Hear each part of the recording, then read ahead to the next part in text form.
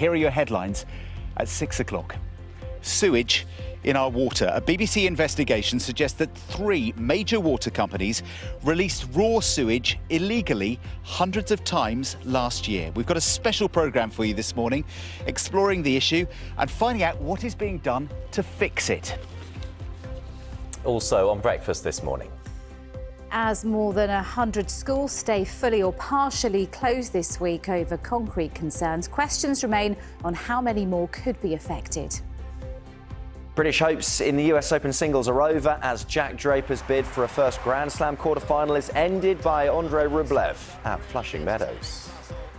One of the UK's most senior judges will lead the inquiry into serial killer nurse Lucy Letby's crimes. Led by Lady Justice Thirlwall, the inquiry will have legal powers to compel witnesses, including former and current staff of the Countess of Chester Hospital NHS Foundation Trust, where Letby worked and carried out the killings, to provide evidence.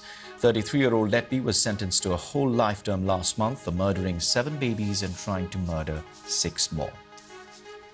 The Metropolitan Police say a 42-year-old man has been arrested on suspicion of assault after Sky Sports pundit Roy Keane was allegedly headbutted following Arsenal's match against Manchester United on Sunday. Footage of the incident was circulated on social media and appeared to show Keane and a fellow pundit, Mika Richards, involved in an altercation with an individual. The Chief Constable of the Police Service of Northern Ireland, Simon Byrne, has resigned. He'd been under increasing pressure following a number of controversies at the force, including a data breach which resulted in the details of thousands of staff being leaked online. The government's expected to announce a change to planning rules in England to make it easier for developers to build onshore wind turbines, as long as there's community support for the projects. Ministers were facing a backbench rebellion on their energy bill from supporters of onshore wind. Labour has already committed to changing the planning system to encourage more onshore wind power generation. New data shows the use of drones by police in the southeast is on the rise. The so-called eyes in the sky can help to catch criminals and improve safety at events. Thames Valley Police now deploys them around 1,500 times a year and were recently used at Reading Festival. The founder of the original Kiss FM is being inducted into the Music Walk of Fame in Camden. Gordon Mack set it up in 1985, originally as a pirate station. It helped launch the careers of DJs including Trevor Nelson and Norman Jay.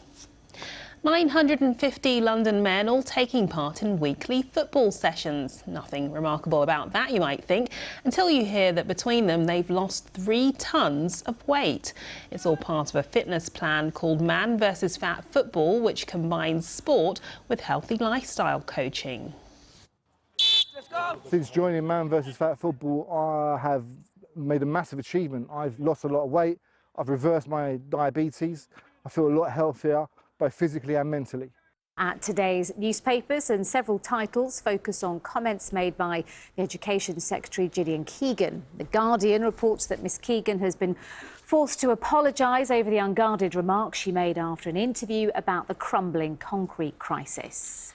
The Express focuses on the Health Secretary, Stephen Barclay's comments on Wegovy weight loss injections. Mr Barclay refers to the drug as a miracle and says it could help cut the NHS's £6.5 billion annual bill for treating and tackling obesity. And the iPaper leads with Labour's shadow cabinet reshuffle. 5 MPs from the Tony Blair era have been promoted, the paper says, as part of what it claims is Sir Keir Starmer's aim to build a centrist team to sell his party to voters.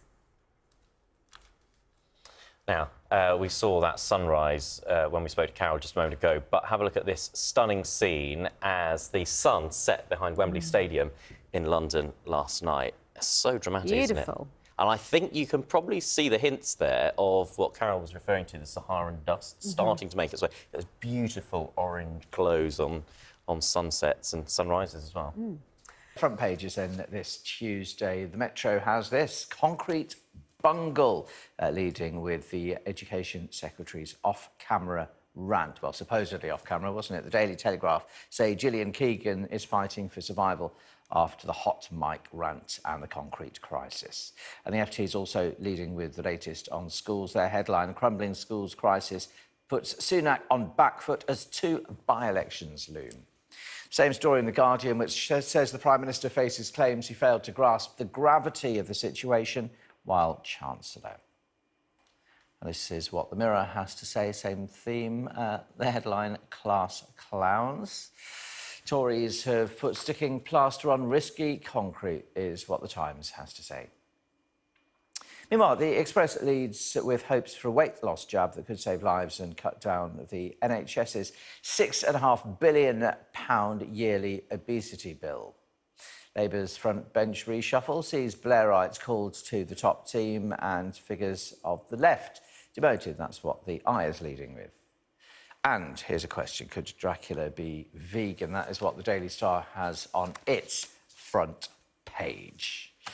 Right, if you want to see any of those front pages again or read the stories, then do scan the QR code on your screen.